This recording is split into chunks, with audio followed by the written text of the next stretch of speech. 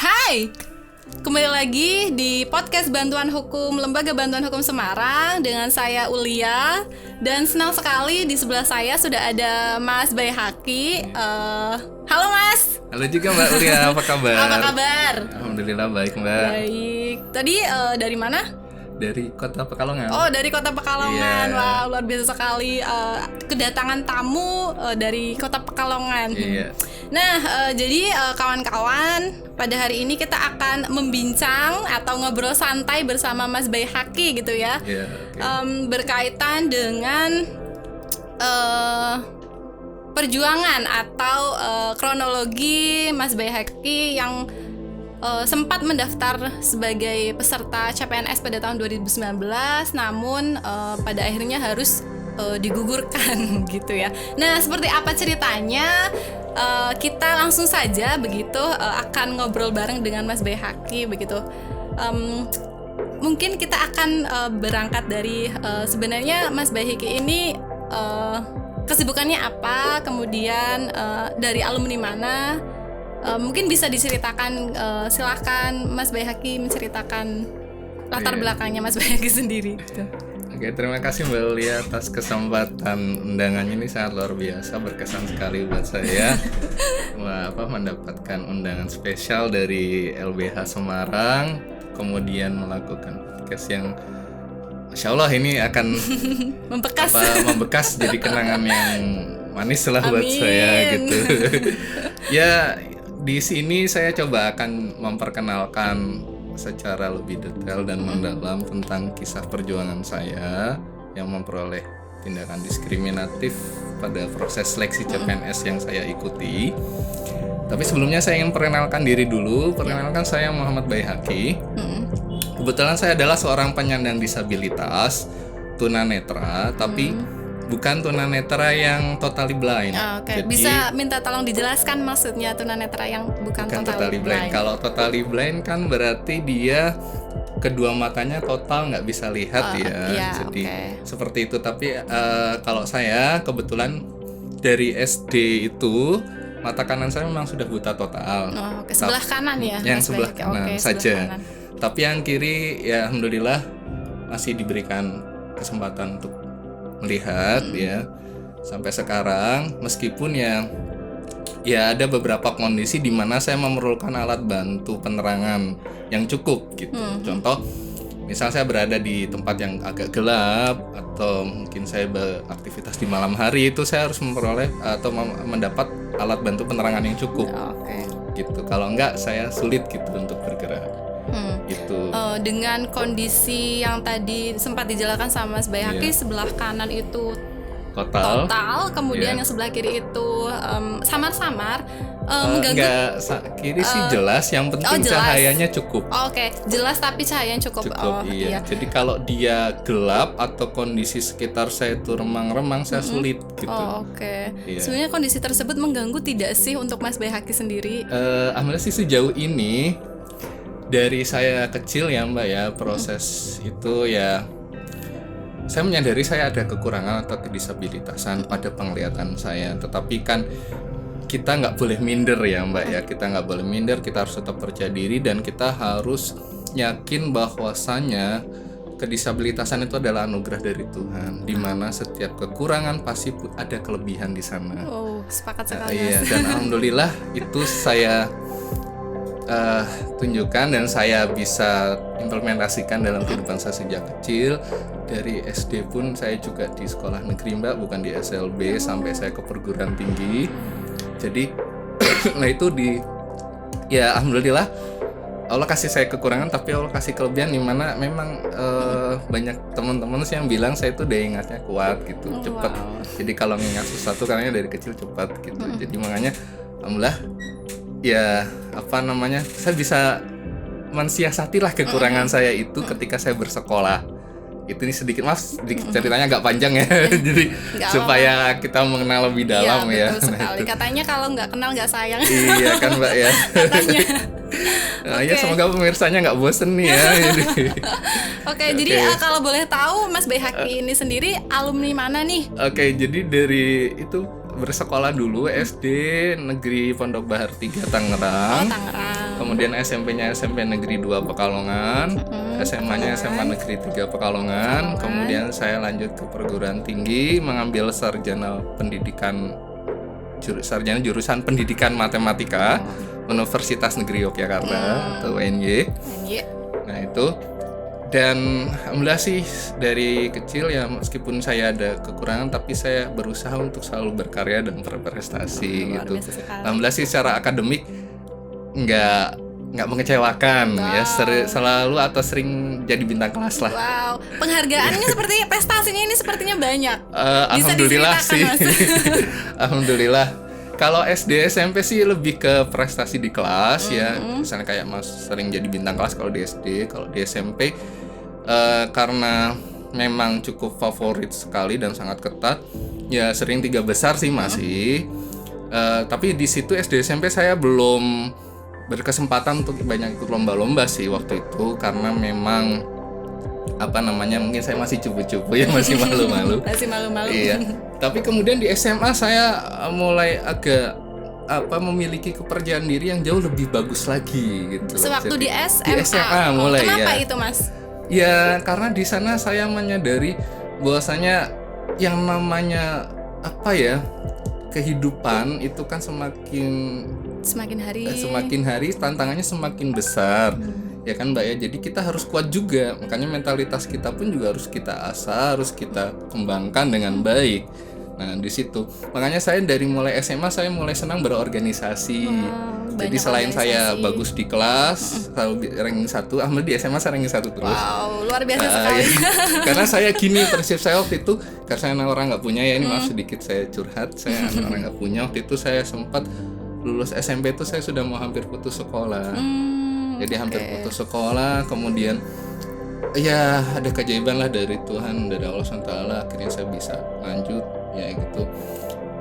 Dan saya berjanji ketika saya bisa lanjut sekolah di SMA saya akan tunjukkan betul-betul, dan alhamdulillah saya bisa menepati janji saya dan saya bisa ranking 1 terus dan selalu dapat beasiswa, jadi nggak pernah bayar. Wow.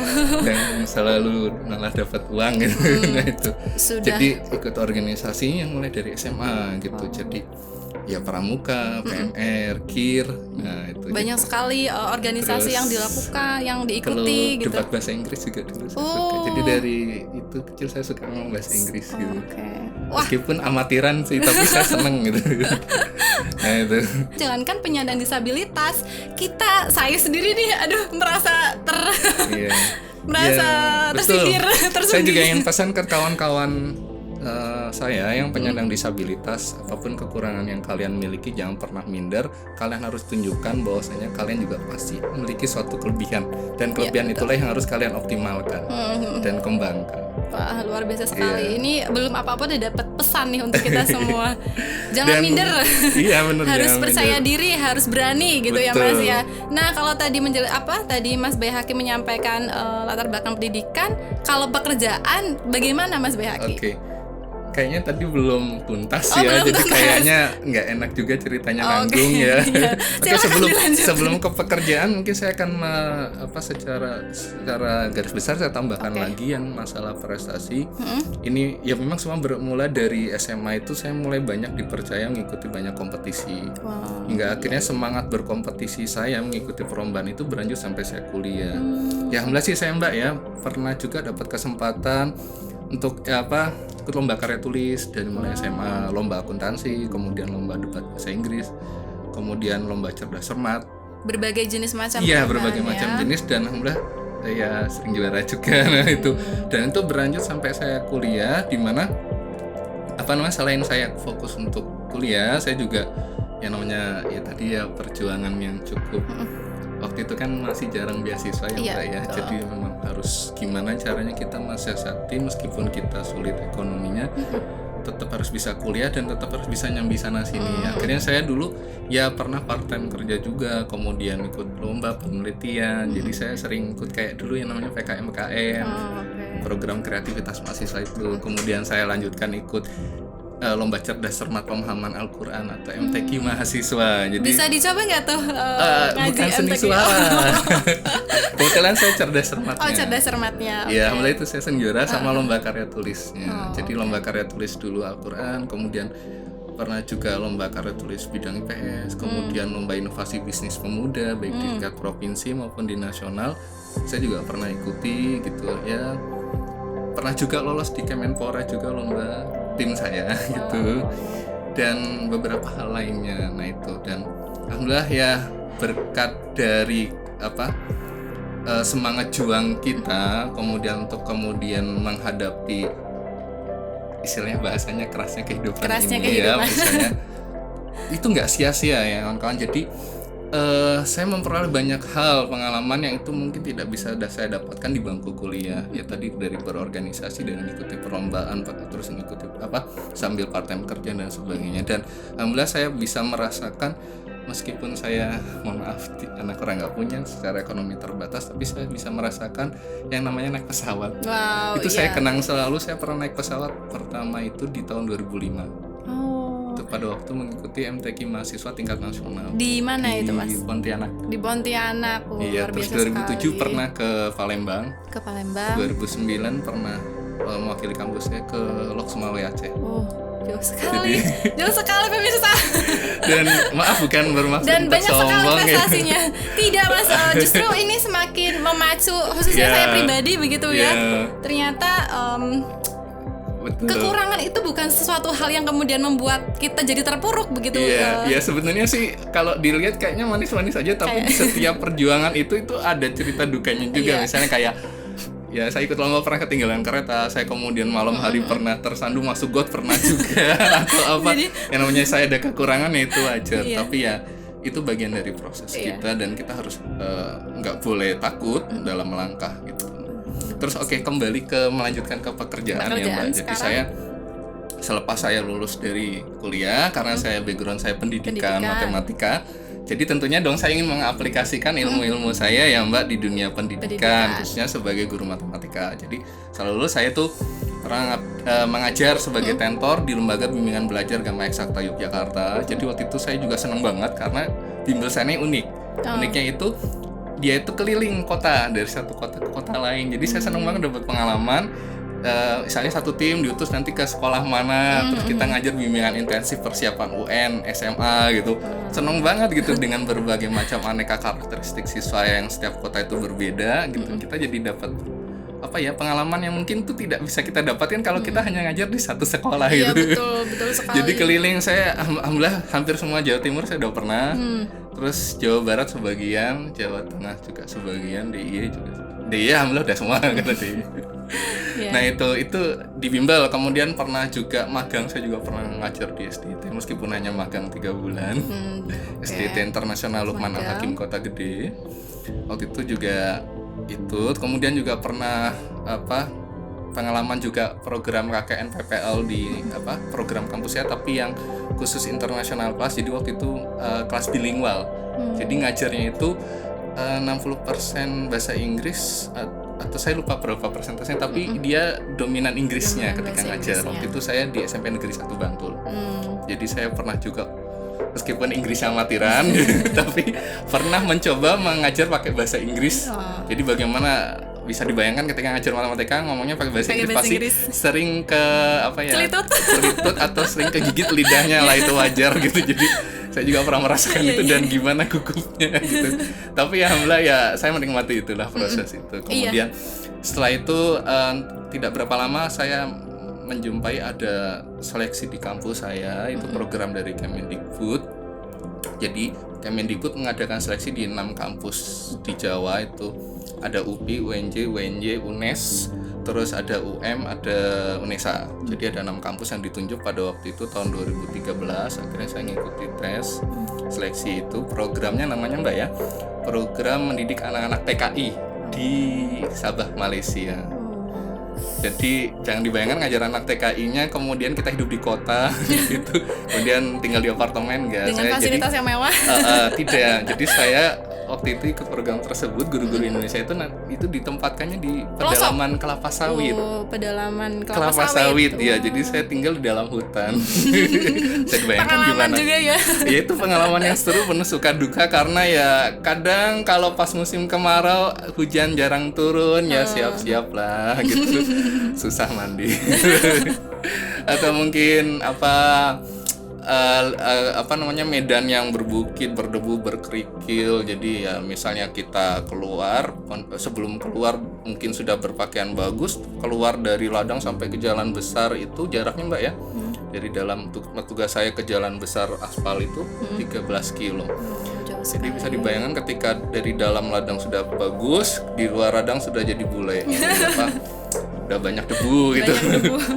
Itu terus itu berlangsung selama 5 tahun dan saya nggak cuma ngajar matematika Mbak. Jadi karena apa lagi, Mas? terbatasnya guru di sana kan kita setiap ladang hanya satu guru Indonesia. Itu kita benar-benar harus bisa menguasai semua. Jadi saya mau ngajar semua mapel, mata pelajaran, semua tingkatan kelas, dan juga mendapat amanah merangkap sebagai pengelola sekolah. Jadi misalnya ini ada ladang A, ladang B, ladang C, itu kita dibentuk satu tim, kemudian pengelolanya saya. Oh gitu. Wah, dipercaya jadi ini juga ya. Iya, itu tantangan juga dan alhamdulillah saya bisa melewati itu dengan baik. Ya meskipun ya pasti ada banyak kisah-kisahnya juga sih. Cuman kalau kita mau ngobrolin kisah itu nanti jadi berapa jam? Berepisode-episode nggak selesai. Jadi novel ya. Nah, itu. Tinggal dibukukan. Atau ada yang penulis yang mau berminat ini mungkin menuliskan silakan kisah bagi saya. Yang mau berminat menuliskan kisah perjuangannya Mas dari mulai Beheki. mengabdi dulu ya. Ya, bisa kontak di bawah ini. Kontak nomornya perlu dicatat nanti aja ya di belakang. Oke, itu terus kemudian masa kontrak dari Malaysia habis, saya balik ke Indonesia itu bulan Mei 2018. Mei 2018. Iya, kemudian saya langsung itu nggak ada jeda, jadi setelah itu awal Juni saya langsung mendaftar tes di salah satu sekolah swasta di Kota Pekalongan. Waktu itu langsung ada buka lowongan. Saya ikut tes, padahal baru aja nyampe di Indonesia, langsung masukin berkas, langsung tes. Jadi tanpa persiapan apa, tapi alhamdulillah lolos gitu. Karena memang udah biasa ya ikut tes gitu. Udah banyak sekali tes ya, yang dilalui mungkin gitu. Udah sering lah ikut tes. Nah itu ya alhamdulillah lolos meskipun berlapis-lapis tesnya juga gitu. Dan saya ngajar di SMP dan SMA swasta tapi nah itu ya SMP dan SMA di swasta. Nah itu tapi ya alhamdulillah semangat saya tetap harus saya tetap pertahankan untuk mendidik anak bangsa karena memang itu passion saya Mbak. Gitu ya. Passion mendidik. Saya jangan sampai saya tidak mengajar gitu. Nah itu yang harus saya pegang gitu. Kemudian ya itu sih sejak pengalaman kerjanya. Oh ya satu lagi saya juga pernah alhamdulillah ya Mbak untuk melengkapi secara profesionalitas saya sebagai guru matematika, saya juga alhamdulillah pernah berkesempatan mengikuti program PLPG Mbak. Nah, PLPG tahu Mbak? Apa tuh Mas? Oh nggak tahu ya. Ya PLPG itu gini Mbak ya, itu bukan sejenis makanan sih, bukan ya, tapi itu program resmi dari pemerintah ya, Kemendikbud, itu untuk meningkatkan profesionalitas para guru Indonesia. Ya, sekarang memang nggak ada PLPG, adanya PPG. Nah, apa itu PLPG? PLPG itu pendidikan, latihan dan profesi guru. Jadi di situ saya 10 hari Mbak ya, 9 hari 9 malam, Masya Allah, padat sekali materi yang diberikan, terus banyak sekali tes yang harus saya lalui. Ada tes tertulisnya, ada tes praktek micro teachingnya sampai 2 kali, ada tes apanya, ada presentasi tugasnya buat makalah, banyak sekali ya. Ditutup dengan tes ujian tulis nasional waktu 100 menit 100 soal. Soalnya Masya Allah semua. Harus bener 80. Soal itu ini ya, istighfar terus astagfirullah. Ya benar istighfar. Atau salawatan terus. Iya, karena sulit Mbak ya. Tapi harus benar 80. Jadi waktu ngerjain saya itu udah senam jantung. Jadi waktu itu karena deg-degan banget. Tapi alhamdulillah ya Allah membantu juga sekali lagi gitu dalam proses itu dan saya bisa melewati semuanya dan saya bisa memperoleh yang namanya serdik Mbak. Tahu Mbak? Sertifikat pendidik. Okay. Iya, itulah yang bukti lisensi bahwasanya kita itu sudah menjadi seorang guru profesional di bidang kita. Karena saya matematika jadi guru profesional di bidang studi matematika. Jadi karena mendapat sertifikat pendidik itu tadi sudah tidak diragukan lagi nih. Iya, itu sebagai istilahnya kalau orang mengemudi itu SIM. SIM ya. Iya, jadi kalau sekarang kan udah nggak ada akta 4 tuh kalau di pendidikan. Jadi profesi sekarang itu Mas Beheki sebagai masih ngajar ngajar guru gitu ya. Ya, GTT lah.